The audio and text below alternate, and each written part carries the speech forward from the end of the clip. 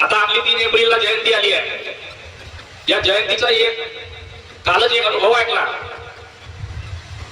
3 एप्रिलला मार्गदर्शक 3 एप्रिलच्या दिवशी भवनामध्ये रॅलीमध्ये जायची काय गरज आहे? तिथेही बाबा आहे, इथेही बाबा आहे. हे अविचारी मार्गदर्शकाच्या शब्दावरी फसू नका. हे अविचार झाले आहे. तो मार्गदर्शक काय म्हणते? इथेही बाबा आहे, तिथेही बाबा आहे, म्हणजे तिथे जायची गरज नाही.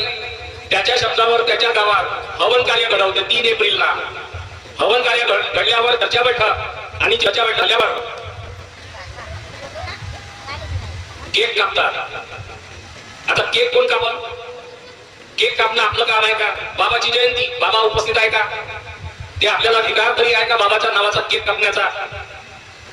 आणि जेवण खावणाबद्दल काही म्हणत नाही, परंतु हे कार्य चुकीचं आहे.